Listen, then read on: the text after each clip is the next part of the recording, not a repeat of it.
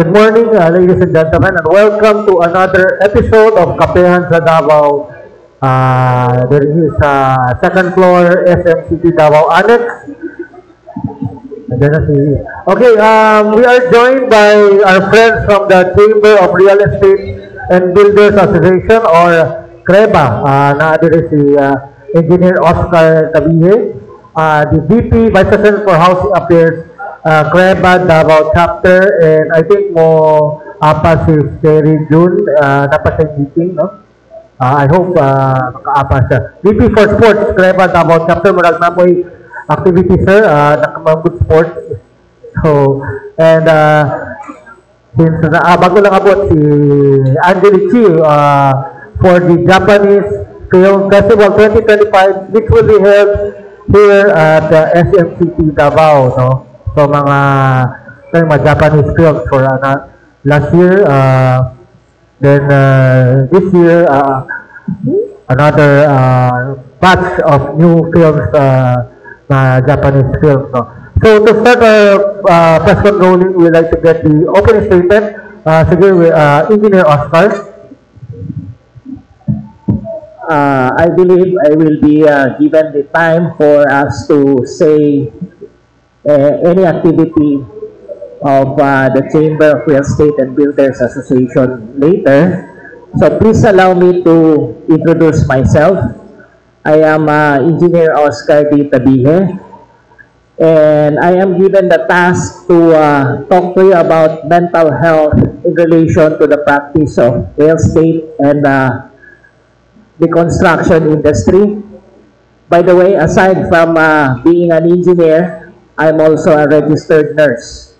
So practically, health is in our priority, and on behalf of the Chamber of Real Estate and Builders Association, please allow me to thank you ahead, the friends in media, the audience here from the different industry, and hopefully I will be able to answer your questions later. Thank you so much. Sir, usually CREBA magud dati pa nag-guest sa mga press calls, aktihan. What is CREBA? Ano po ito sana? Okay, CREBA is the Chamber of Real Estate and Builders Association. As the association implies, this is a group of real estate practitioners. However, we are not mutually inclusive to real estate, or rather, mutually exclusive to real estate brokers only. We also have the builders, the contractors, the developers, and anything in relation to developments, probably environmental planning, the financiers of developments in these various projects that we have. So we invite members not only in the real estate practice, but also in the different aspects of business who are into developments. So mga developers and real estate brokers kasama may mga... Yes, sir. Real estate brokers, real estate salespersons, environmental planners, architects, engineers, businessmen, and so on and so forth, who are part of the development ng ating city, not only the city, but all over the Philippines. How many members po? The last time that we had our membership meeting, last January in Grand Regal Hotel, we were about 120 who attended. However, there should be about 200 plus members in the association. And we would like to increase that number because we know pretty well that real estate developments are really increasing, and we would like to help out those who are in the field as well in terms of assisting them with regards to their clients and probably the regulations that we have in the practice of the profession. You told earlier, no, mental health, malaki ba problema nito sa itong mental health problem sa ating mga kasama? It's not only with real estate and mental health, no. it applies to everybody, especially for those who are exposed to stress. Later on, there will be individual aspects that I may say to the body, what is it all about in terms of mental health? It's not really something na alarming, but it's something that we would like to prevent from happening. We have already encountered a more difficult situation, which was about COVID. However, this time, I will not say that there is an alarming situation regards to mental health. Ang sa atin lang is ma-enjoy natin yung ating profession, and of course, as we enjoy the practice, we would like to increase further the developments that are happening. Kasi stressor, may mga, yung industry ultra competitive kasi may mga quota, like yung mga inventory ng mga lupa na binibenta. So, ano po yung, para proactive kayo, ganon? Okay. We know pretty well that in the practice of real estate, there's really a lot of competition going on among the practitioners, among these developments that are happening. And in terms of that aspect, we would like to be away from anxiety. We would like to be away from the stressful situation because it may not be good for productivity. We would like to be productive. However, we would like to maintain our being healthy as well. Not only mentally, but also physically. So, it is actually a holistic approach that we would like to have in the field of real estate selling and being healthy as well. So, may na-recorded na kayo ano yung mga mental health problems encountered na real-life cases? Real-life cases, it's just really stress. We don't want that stress to graduate into depression. Kasi kung nag-graduate ito to depression, that's the more difficult thing to manage. Pero kung stress lang, I believe that's normal. Again, it's not only for real estate practice, it's not only with construction, it's not only with the builders, but there could be a lot of more stressful situations that we also encounter with the other professions. So be ready for, magtanong pa tayo kay Engineer Oscar. Sir, ano pa yung mga, sabi mo, yung hindi siya inclusive na yung inyong advocacy on mental health. Ano yung mga activities ninyo? Okay. In regards to our being a part of the association, we are coming up with a sports fest for the members. And we call it the Creba Sports Fest Badminton Tournament for 2025. This is a friendly game that we will conduct for beginners and intermediate players in terms of sports activity namin on March 9, 2025. That will be in Wilson Moore Badminton Court, and that is in Bahada. I guess everybody's familiar with the place. So, probably, if you're interested to become a part of Creba, then you can also join us in the Sports Fest on March 9. This is going to be a break for us, for all the professionals in Creba, that we have this fun also during that day, and we may not be talking at all with regards to the business, but we would just like to enjoy the environment, enjoy the camaraderie and networking among the members of Creba. Okay, thank you, sir. Then Angelici, Feb 21 to March 2, Japanese Film Festival 2025. Yes, Thank you, Rudolph. Thank you again, Kapihan sa SM, for having us here, and SMCT Davao for hosting this year's Davao leg of the Japan Film Festival 2025. So this is the third year also that I'm the Davao coordinator of Japan Film Fest 2025. Japan Film Fest 2025 has been in the country I was launched in 1997. So I grew up also watching. It was before it was known as Egasai, and then it was renamed to Japan Film Fest Festival in recent years. And this year, last year was really a really successful run. Like 2024 was in the entire global Japan Film Festival around the world. Philippines ranked the highest in attendance. So most cinemas here in the Philippines, from Iloilo, Cebu, Davao, Cebu, Manila, had almost full and sometimes full house cinemas. And I think SMCT Davao was happy to really see lines of audiences of all ages lining up for the films last year. And we hope to see the same thing this year.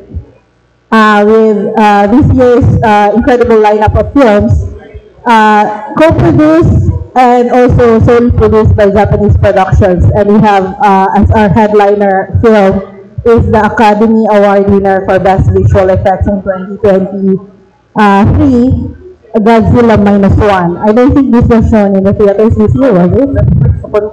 Netflix. It's on Netflix, but it's different watching a Godzilla film in the big screen. Of course, it's Godzilla, and we have a long history of Godzilla film, the film franchise, diba? And we're fortunate to have Japan Film Festival really get this film Oscar winner to be part of the 12 films of Japan Film Fest 2025. So we're opening with Godzilla -1 on February 21.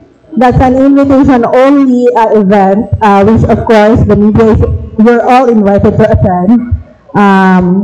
You just need to show your media IDs, and then that will be at 6. We will open the gates at Cinema 3, 6 p.m. and then the opening program will be from 6:30 to 7 p.m. At 7 p.m. we will screen Godzilla -1. Okay. And the rest of the screenings is, of course, again, for free. So, February 2022 to March 2, that will be, those days will be for free screenings. But this year, the difference is, we also have an e-ticketing system, Ticket to Me, because last year the assessment was, I think a lot of people came to the cinemas, and then, naubusan sila ng seats. So, we also want people to not buy, but actually book tickets in advance through Ticket to Me. There's just an convenience fee of 35 pesos, but otherwise it's not the ticket, the movie ticket cost. It's just a convenience fee for Ticket to Me. But if you're not able to buy, not able to book a ticket or tickets, because you're allowed per email is allowed 2 tickets through Ticket to Me. You can also just come and line up at Cinema 3. Outside of Cinema 3, walk-ins are of course very much welcome. So Japan Film Festival continues to be an audience-centric film festival. The rule is we will allow audiences, yung walk-ins na nakalinya 10 minutes after the screening, but we will also see if not enough online tickets, kasi yun yung priority, we will also allow audiences before the start of the screening. So we'll be in tune with the crowd also. We really want a lot of people, actually want full houses for this year also, for all the films, for all the amazing films that we have lined up. So, aside from Godzilla -1, we also have films, anime films. If you grew up with Dragon Ball Z, yes, We have Sandland, an anime film. It's actually a series, and then we have a Nova, I think. 2023. This is by Akira Toriyama, the creator of Dragon Ball Z. So he died a while ago, and then this is part of his yung masterworks niya, Sandland. And this is also limited screening here. So this is the first time we'll be JFF will also be screening Sandland here in this film festival. And then we also have Haikyuu, the dumpster battle. So yung mga current generation of anime fans will be familiar with Haikyuu. It's a sports anime. Last year, the most successful sports anime that was screened was the first Slam Dunk. It was full house, and the theater was so loud because of the audience cheering during the game. It was a game, story of a game of the Shohoku team versus their first opponent in basketball. So we also have, other than this current anime, we also have the iconic Akira. This was first released in 1984. This is the iconic movie. I hope you've seen it in another way before, but this is the first time we'll be seeing this in the big screen here in Davao City. So this is a 1984 classic, 1988 classic, and it has spawned a lot of influences in current popular and popular culture, TV and films. Yung may mga references towards this anime, Akira. And then we also have international films like Wim Wenders' Perfect Days and many more. And there's also one film that's a co-production, Japan-Philippines co-production. We will have the director. He will be coming to the first screening. Actually, it's considered the Davao premiere of his film called Dito, or Here. Diba? Dito is Tagalog for Here. He's well known in Japan as an actor turned director. His name is Takashi Yuki. So he directed and also stars in this film, Dito. It's a Japan-Philippines co-production first released in Cinemalaya, I think. And then this is the Davao premiere on February 22 at 1:40 p.m. So you're also invited. And Takashi Yuki will be there. Although we won't have yung Q&A, but we will just present him. And then the film since it's a Japan-Philippines co-production, the film also has a Filipino supporting cast, like Montempiado, Lou Veloso, actually Manny Pacquiao also has a special appearance in the film because it's a boxing film. So it's about this retired old legendary Japanese boxer who tries to bring his career back while in the Philippines. So he trains under Filipino coaches. Anyway, so we hope you will also come.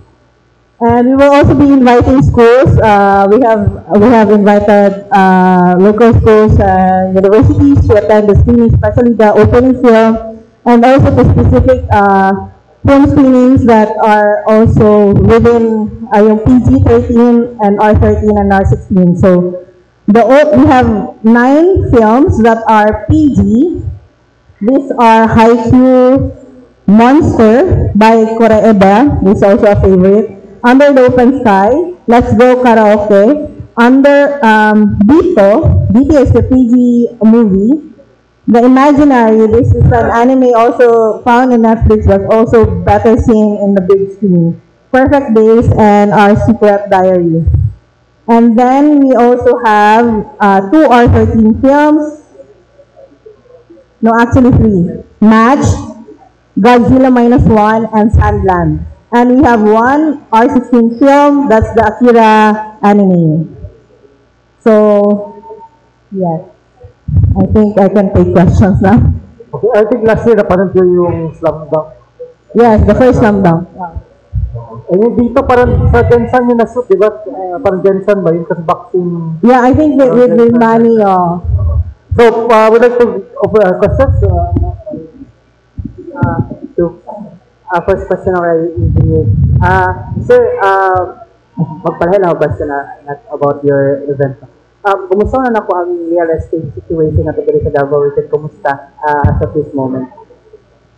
When you say situation of the real estate industry, we also had a press conference last month in Grand Regal Hotel.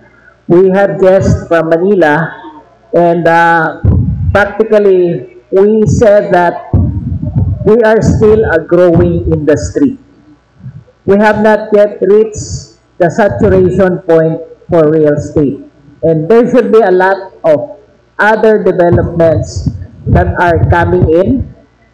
We know pretty well that the Mosa Land and Ayala recently opened a project in Turil. And there should be more other developments coming in with the major developers that we have in the city. So it's still pretty much growing in terms of the industry. And I will say that the practice of being in the real estate industry is very rewarding because practically in terms of financial rewards, in terms of travel rewards, and of course the awards that you get once you are successful in the field of real estate selling. So generally, we are still enjoying the growth, not only in condo developments, but also in residential developments. And we look forward to more tourism developments that will also happen in regards to this peaceful situation that we have in Davao City. So, ibig sabihin, sir, unlike sa Metro Manila na may oversupply na of real estate properties, sa Davao Region, padayon pagyapon siya nag-grow and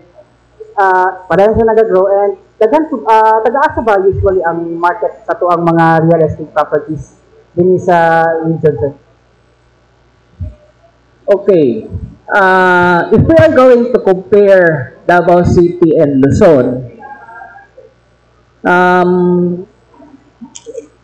it's not really oversupply, but they are trying to rationalize the supply there right now. When you say rationalize, it is to match the market with the current demand. So again, it's not yet na yung sinasabi nila na puputok yung balloon or it will burst into something. So, as you may see, the population in our country in general or in Davao City specifically, it's still growing. Davao City, marami tayong mga nakahilerang mga interested developers. I also go to Luzon to determine that oversupply. There might be some rationalization that they are doing currently. And practically, we still would want to see our families to have their own unit of probably a condo unit, probably residential unit. And ang kagandahan nito is these are quality developments that are happening. So, ang mga kwarto sa usual market at taga-asa ba? Okay. If we are going to talk about taga-asa ang ato ang market, you will be surprised that generally the market is still within Davao City area. However, we are also going into developments like Davao del Norte, like Davao del Sur, because there are also demands that are happening in those particular nearby provinces, not only with Davao City. And for those tourism-related developments, like in Samal, mostly the buyers there are also from abroad or OFWs, or even those who are married to foreigners, because they can own a land, they can own a condo development.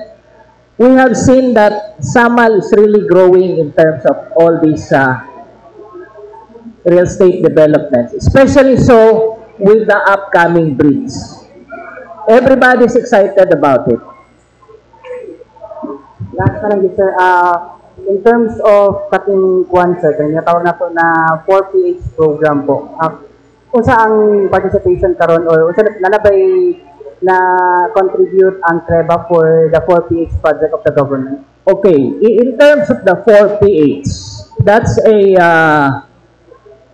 primary I will say primary development that we are focusing on. Kay ang CREBA is really for shelter, providing this population that we have, not only on the upscale, but also everybody na gusto nila magkaroon po ng sarili nilang unit. So, there are developments that are happening in terms of the 4PH. We just have to really determine the sustainability of these developments. Kaya these are affordable condo developments. I should say the condo type na developments. So, we would like to see more of it so that we can also provide shelter to the different level of the society. I've been talking to some friends as well in abroad who are interested in financing this kind of developments. So, practically, a lot of things can be done in terms of shelter. Primary need manggod na nato. Who among you here still would like to buy a house and lot? Who among you here still would like to buy a condo unit? Probably, without you raising your hands, probably you are all interested to own your or have your own unit to live.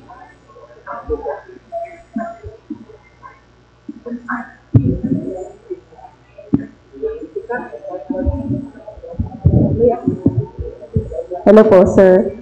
Sir, curious lang ako, no? What's the selling point for Davao City when it comes to real estate, and how do we incorporate sustainable or urban development for our customers? Okay. What's special about Davao City? We all know pretty well that we are enjoying peace and order. We have a very good peace and order situation for Davao City. So, that attracts the people in investing, not only in Davao City but also in the nearby provinces, as I was saying earlier. And in terms of sustainability, we have already seen that these developers are also conscious about the environment. We are pro-development, but we also don't want to destroy the environment. We have already invited very popular environmental planners like Architect Palafox. So, in fact, he made a master plan for Davao City. It's just a matter of who will implement it. However, there is also one developer that I can mention who got the services of Architect Palafox in terms of sustainability. Water catchment, preservation of trees. We would like to enjoy still the nature in spite of all these developments. We don't want to destroy nature. Again, we are pro-development, we are pro-environment, but we would like to sustain that one by having this enjoyed also, not only for us, but also on the succeeding generations. Sir, I mean, is this still feasible, especially in the downtown area, knowing marami din kinds of development going around here? Okay. In that sense, no, we have seen naman na the city is trying to address, let us put it this way, yung flooding. Ang nakita ko noon na very flooded was along Quirino Avenue. But as you may have seen, yung tabi ng Davao Doctors Hospital, they have also addressed the drainage system doon. Wala pa namang malakas na ulan na dumaan recently. So, probably, we hope na solve nila yung portion na yon. But I'm sure that a lot of improvements can still be done within the city. And as I was saying, the developers are conscious about it also. And of course, it's not only the developers, but also the engineers in terms of geographical activities that they're doing. Yung pag-prevent ng flooding, pag-prevent ng erosion, they're also addressing that. Me being an engineer, I have some friends who are into that kind of field. We don't want to see na pinabayaan lang itong mga ganitong portion of the development. But they are really addressing it. Sir, last two questions sa akin. First is that, how big is a challenge yung pinag-uusapan natin na factor when it comes to real estate or investing here in Davao, no? Yung mga factors na you've mentioned like baha. And then second, magkano yung pinag-uusapan natin na promising investments for real estate in Davao? Hopefully, if investors are really interested in doing so here. Okay. If we're gonna base it on the current pricing of condo units, there could be developments ranging from 3 million pataas.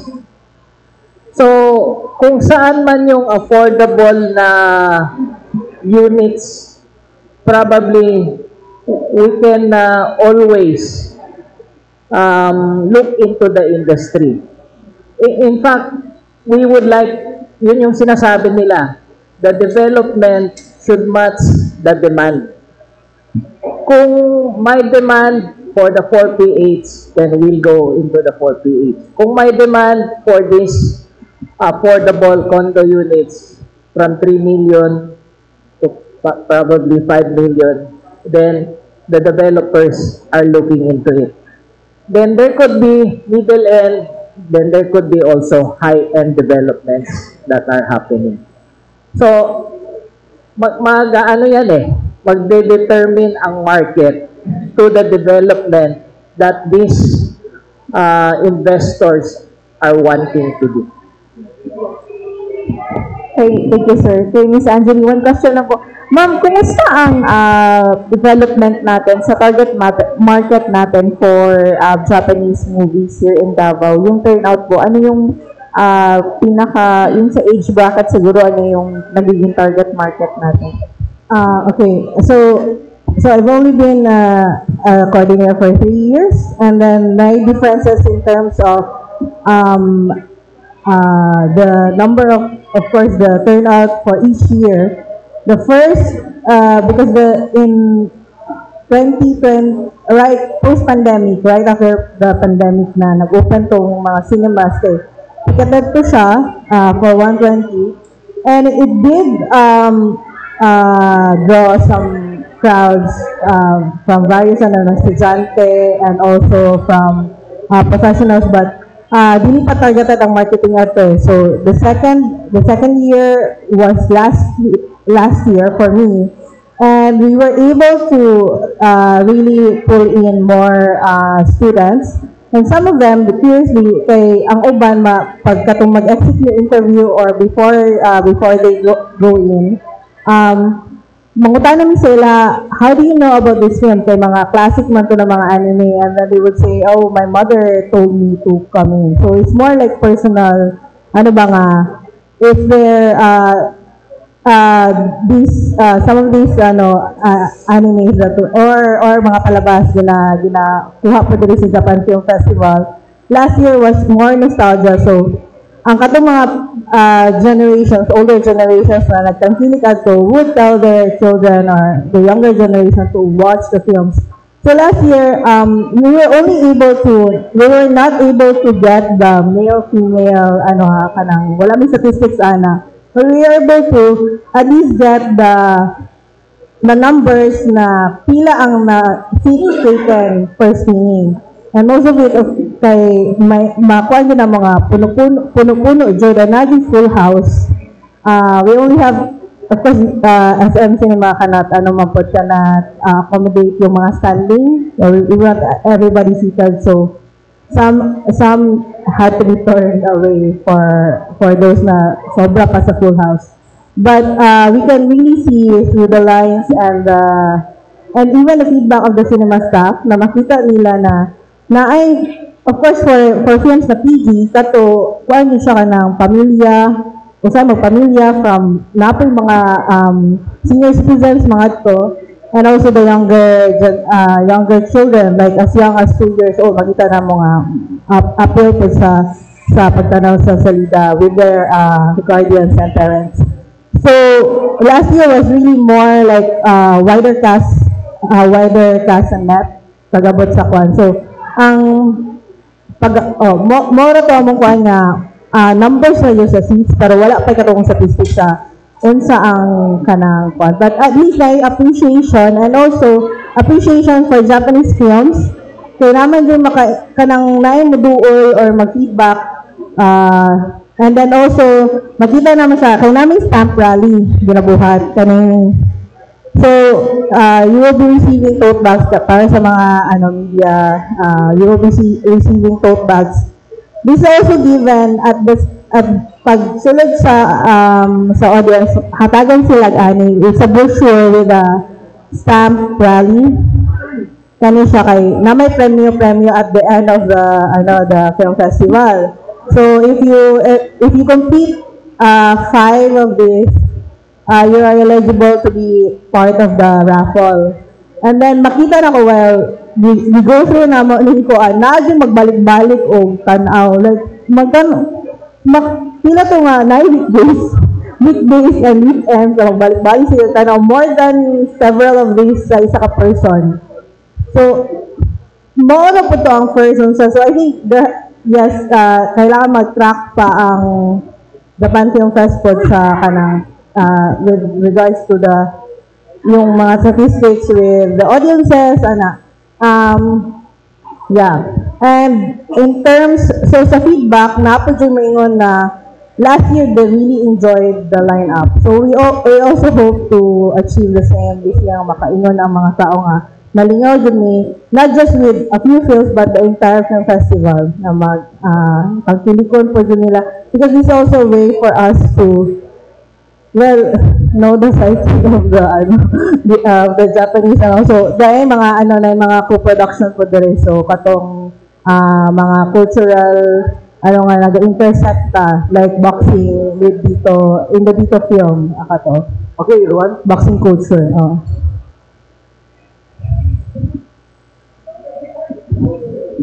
Okay, good morning. Kais Engineer Tabihin. Sir, good morning.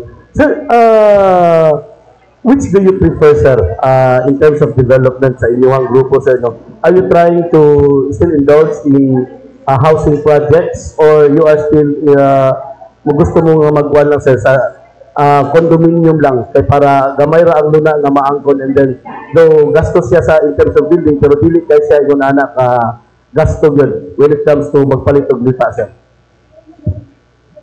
Okay. Sa inyong grupo, In terms of our group, we do not say na condo lang, we do not say na house and lot lang, because practically these are also choices by the investors and developers. There may be a market study that they are doing for it separately. Kung sakaling sa city o magbuhat kag house and lot, mahal naman yun na. So they will say na kondo ilahang buhaton ditong dapita for reasons of mahal na ang area or ang lot.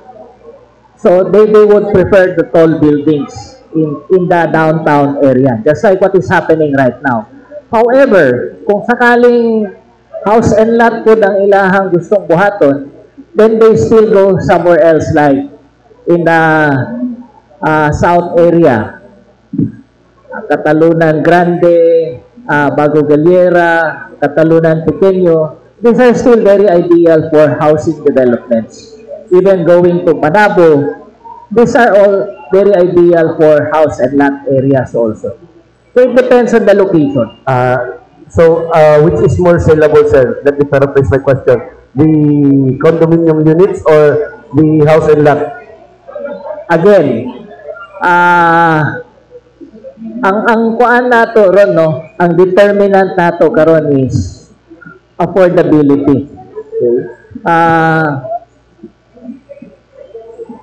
If there will be schools located nearby a shelter, specifically a condo development, mas paspas ang selling ditong dapita because it's the students who are being provided by their parents for a place to stay.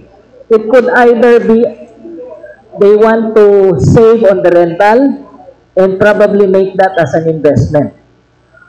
Kung mag-graduate na to ilahang anak kintahay in a condo place where they stay during their college days, it's either ibaligya nila tong ilahang condo unit or ilahan na lang po tong parentahan to the next batch of college students who may be wanting to stay there.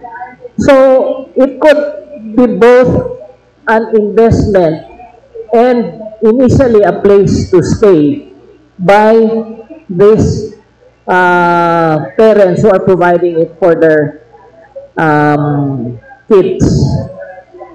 So there could be a lot of opportunities kung sakaling condo mong paliton or kung sakaling house and lot mong paliton. Okay, sir, what are the challenges if you ever get some documentary requirements from the city government of Davao or from national government agencies of Davao Amy, since yung CREBA, have there been any reports that they have challenges in securing the permits that they wanted for the construction of condominium units or sa development sa mga housing units, sir?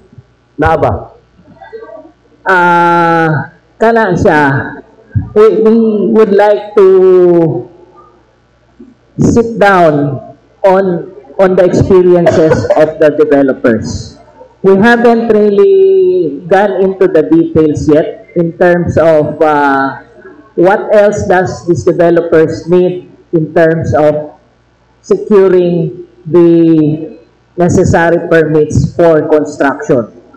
So we've been inviting the what you call this one, the DCIPC, which is the investment promotions, the city planning.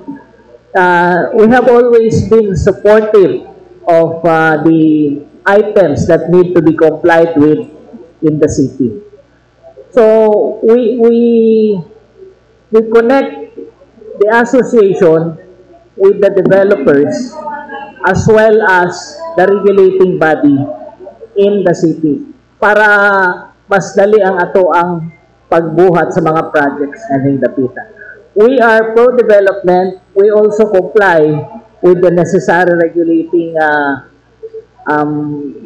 permits for these developments. Thank you, sir. Kay Ma'am Angelucci. Ma'am, good morning. Ma'am, does the slowly itong introduction ng culture, ng Japanese culture, and other films of Japanese films. Has this something to do with the recent visit of yung Japanese ambassador to Davao City and with the ongoing problem of our country against our neighboring countries sa ASEAN region, ma'am? Ano, sir, I don't think, because it's been an annual, yeah, for 17 years, there's no, it's not connected with, in any way with the recent political, but, well, these films have their own powers, no, however the audiences interpret, you know, the timings or the messages of these films, these are not always connected, with, of course, with recent events, but well, it depends on the people watching the films and how they're interpreting it based in connection with the current events. But the intention really is not with regards to, in connection with that, these recent events. This is really an annual happening for that Japan Foundation Manila organizes with other partners. Are there a lot of Filipinos who would like to watch the movie also here in Davao? Yes, actually, there are. In my generation, we always look forward to Japan Film Fest. Before we knew it as Egasal. So before it's been hosted in other cinemas also, not just SM. So and then in recent years, yun na yung nagbago, naglipat, and then iba na yung pangalan. Alright. Good morning to our honorable and distinguished guests at this juncture. I suppose that na-open naman mo ang mental health engineer. I like to ask in terms of just seeing mga problems sa mga real estate agents na ginaapas man nila ang quota every month for their target number of houses na mabaligya. Is there something to do with some factors na ma-stress out due to the fact that there are people na gamay ang quota than the expected target na ginaapas sa ilang mga leaders? I think you should answer the question, engineer. Okay. Again, it's not only in the real estate that we set quota. In any business, when you are into business development, there is always a quota. And sometimes, quota may be realistic, and sometimes these quotas may be unrealistic as well. Now, if we are to look into the quota that we have, for us not to be burned out, for us not to be stressed, we just really have to set boundaries. Kay panagsamanggod, if we push ourselves too much, then that's when we have either magsugod sa physical problem, then we will have some health concerns, and then later on, it will graduate into a more difficult situation like depression, which becomes a mental health problem. Just set some boundaries for yourself. If you think that you're already burnt out, if you think that you're already experiencing some kind of anxiety, take a break. Detach yourself from those quotas in your mind.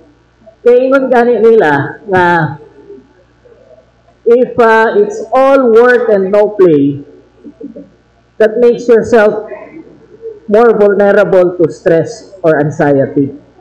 So, it's up to you guys to really detach yourself now from the situation.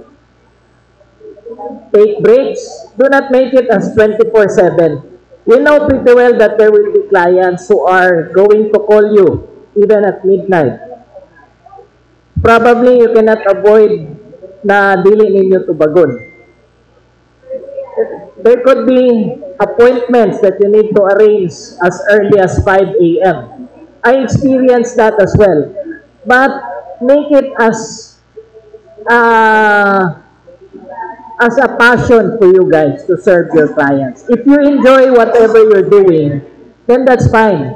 Pero kung you already feel the anxiety, you already feel the stress, take a break.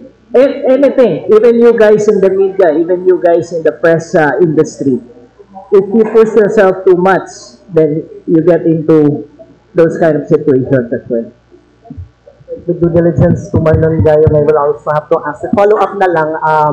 Although there is always a frequently reminder for those na nangita sa house and lot or condominium, how can you be assured if ang ilang istorya na legitimate real estate agent yun na dili na to ikumpiyansa kay na may mga nagtatag na mga advertisements sa ilang mga social media posts when saying they only get their money and then after that, i-block ka nila. So, awareness na lang, for the record na lang for our friends from the media and also to our viewers, how can you be assured that ang ilang kaistorya yun is legitimate and professional licensed real estate agents?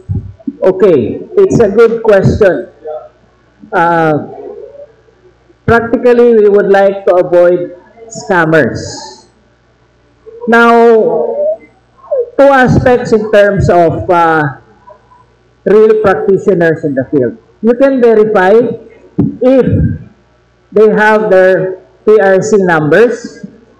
Secondly, if they have accredited associations in relation to real estate.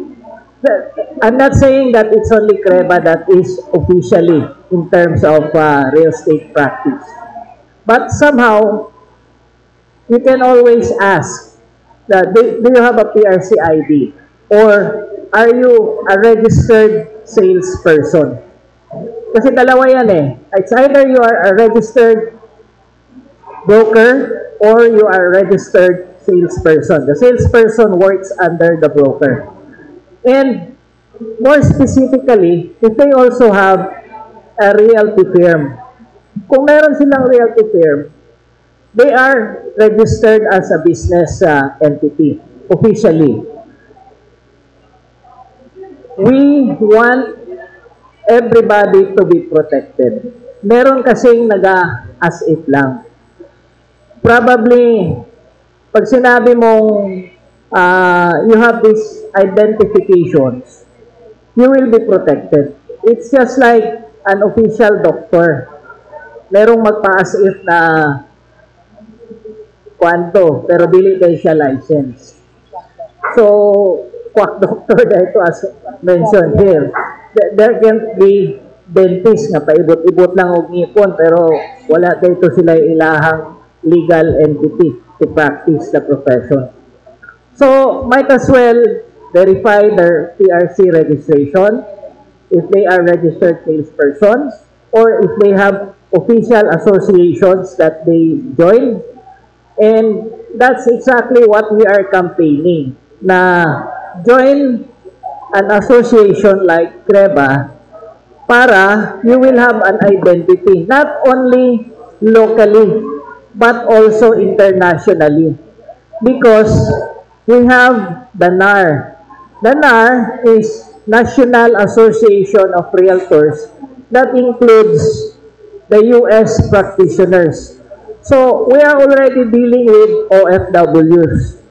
Kung sakaling itong mga OFWs, I met OFWs before na they were scammed. Especially so, nasa abroad sila. Ang kausap pala nila nandito sa Pilipinas. Benta lang ng property that is not really existing. Just like what you have mentioned earlier. So, tulungan natin yung mga OFW natin. They earn this money, dugo at pawis nila ito. So, we would want to protect them in that aspect. Just for the sake of time management, just so it won't be obliterated our momentum to Ma'am Angelique Chini in regards of the films of the Japanese Film Festival. I know many millennials or mga Gen Z, Generation Alpha, hindi makarelease doon sa mga films na pinapalabas nila. Actually, personally, I have watched it last 2 years ago and I truly appreciate the film that is being released. So, how can you be assured that all of the newbies who born in the Generation Alpha to appreciate in the hindi natin mga batang 90s, no, 2K na lumaki with such films po? Actually, ang struggle talaga ngayon with watching films is that you already have the streaming platforms, right? So, some of these films are already in the streaming platforms like Netflix, Imaginary, and Godzilla Minus One. You can really watch it on Netflix. But of course, watching it on the big screen is a very different thing. Audio-wise, sound, Dolby surround, and then also the some films are really, I think all films and most films, especially, like for example, Godzilla Minus One, the team who made this really did practical visual effects. Pinaghirapan talaga. So, and then you have of course, the really gargantuan, and if you watch it on a small screen, on a phone, di ba iba yung experience than watching it on a bigger screen. So, I think even if the Generation Alpha will be oriented differently, like of course the Gen Alpha, ito yung mga born into the digital di ba na sila yung talagang native, digital native. So parang but we still have our cinemas. Our cinemas are still alive. So that's why we have these film festivals that really are sponsored. That's why people can really watch it for free. Para dili matahama tao mo sulod sa sinehan. So you enjoy it, you get to yung katong mga Gen Alpha na ilang parents kay millennials or so they can come as a family, especially that there are a lot of films na PG, and then there's also films na R13 and R16. And these films really explore issues not just tied to current events. Kaya na may ubandari nga. Kanang issues that are recurring ba throughout our humanity, kanang atong human existence, kanang issues na also are explored through different generations, even until now with the younger generation. So we hope that these films can connect with all generations of audiences, different generations. Dili lang pod, and I think as Pinoys, Mampod, we are big anime fans. We are also we love to watch films. So I think kaning opportunity nga libre siya, and then some of these are classics. Nailan sa atong siguro not just our generation but also our parents' generation. And then it's also time for us to reacquaint also with to reacquaint with the big screen ba nga mosulod ang sinihan pod. So I think this is one of the opportunities that before manggod dagan ni mga international film festivals. Davao was hosting several international film festivals. That's the way we get to watch international films. And hindi lang nato ma-access. Before, we used to access it through pirated media. Wala pa may streaming ad to. So this is an opportunity for us to watch it na kani kanang jud with kanang legal jud sa mga and a better resolution, of course, big screen 4K. Yeah, so it's our way to better appreciate also this cultural media na they produce over several decades, some of them several decades ago. So kato lang ang I think mo po ni ang hope nga gapadayon ang Japan Film Festival kay enthusiastic ang Japan Foundation Manila in always supporting and also organizing this film festival. Kay lahi-lahi man po ang kanang they want to continue supporting the cinemas also, especially Philippine cinemas. Thank you.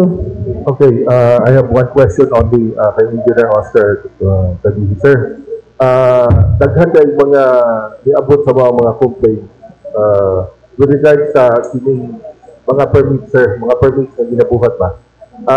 Sa Crema ba, sa inyong industry, how fast can you secure a building permit, sir, from our City Hall? And some quarters are complaining that it takes more than 5 months. Ang uban kanang dunay mga reklamo ba? Sa inyo ha, ay kabalutan nga ang real estate bukad kabuti. Makita niyo sa sila sa Davao Gaon. Sa inyo ha ba, okay lang, walay mga nahitabo nga depending ang inyong mga permits na gibuhat. Dili intriga. At least klaro.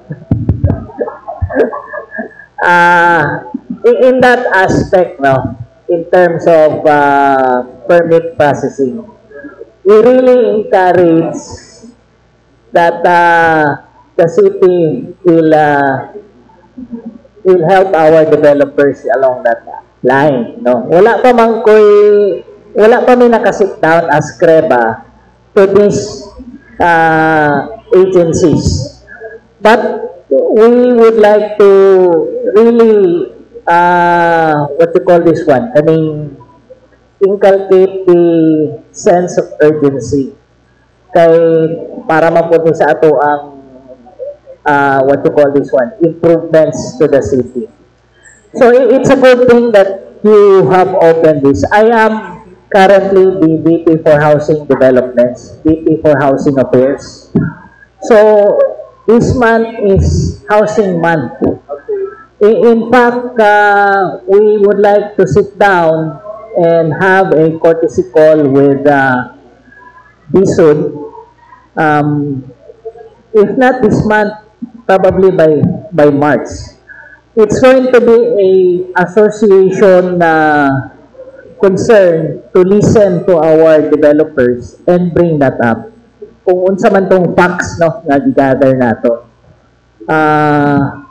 We are here to help out both. Help out the developers, help out in the implementation. There is a field together with our regulating agencies.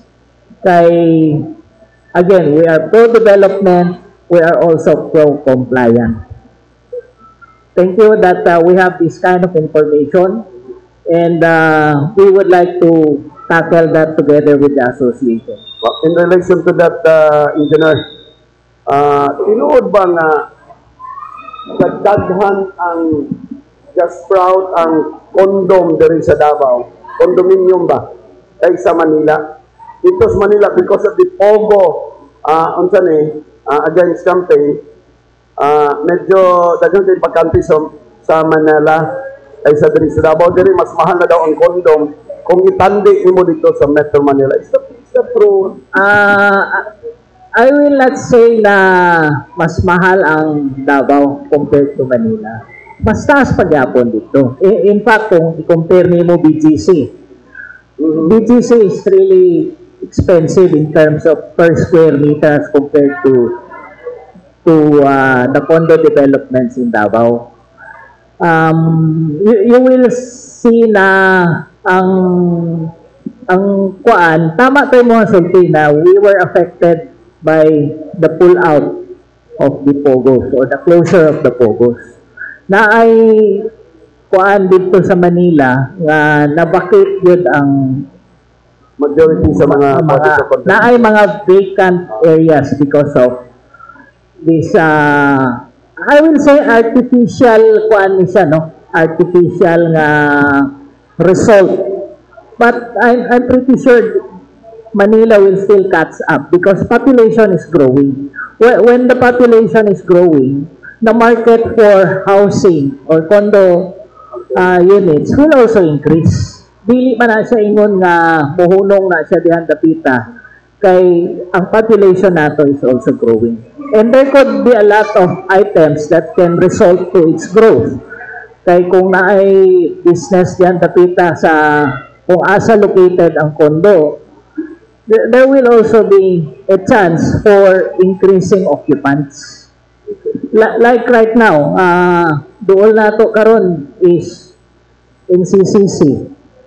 Pag naanay mga kuan din ha, kaning operational na ng NCCC nato, probably there can be more tenants for our condo units. Kay magpaduol man po na sila kung asa ilang trabaho. Including siguro ganing dool po sa SM. Yes, especially eskwelahan. eskwelahan niya. Eskwelahan. That will also increase the demand. Thank you, Engineer. I'll go to Ma'am Angelique. Ma'am, lastly, how would you compare Yes, sa sir. tinatawag na standard or tinatawag natin in terms sa abilidad ba sa acting ba? Yung Manila Film Festival, Filipino, then the one that you are promoting now. Mas nindot ba dyan kung tanaw kung sa Binisaya pa, puting tabil? Oh. Kahit sa ganang Netflix ganun din sa kwan. Lahi of experience, sir. Lahi good. I mean, I'm subscribed to Netflix, but of course, I still watch, like, the last film I watched here in SM was the last episodes, I don't think you know this, but it's the last episodes of Attack on Titan. It's an anime. You would understand, those who know this anime would understand why it should be seen on the big screen.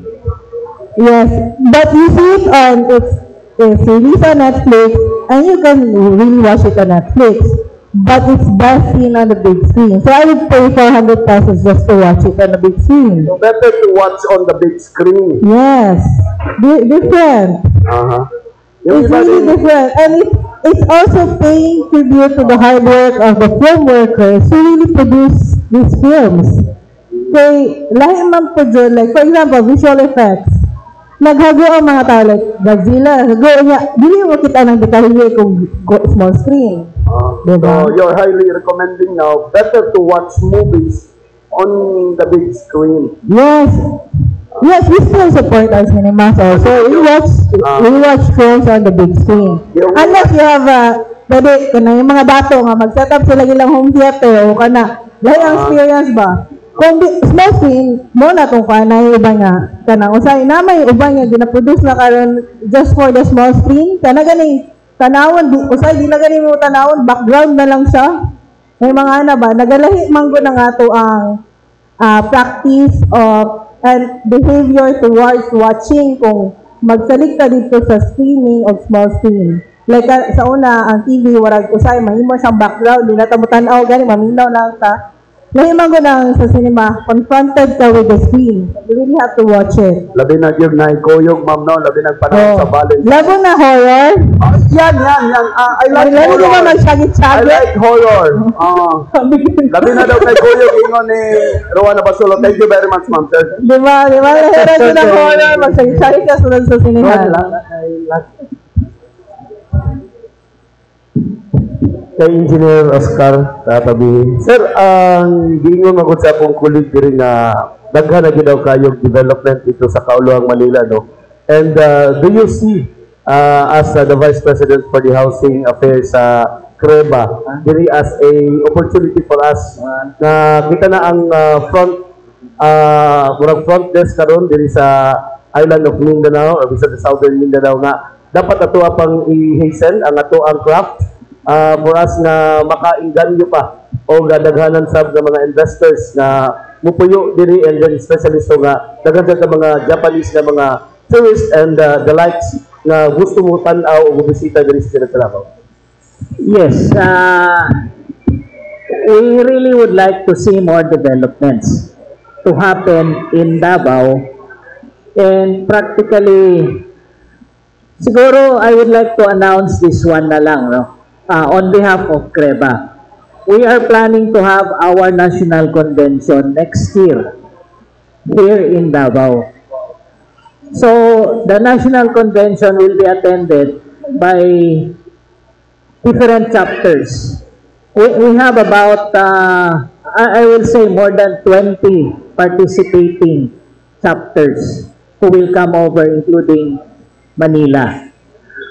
And we are already looking forward that I'm already saying this ahead of time for our preparation also, that this might be attended by about probably about 1,000 participants of Creba. So yung Creba, pag nakita nila kung ano yung Davao City, probably this will invite more investors to come in.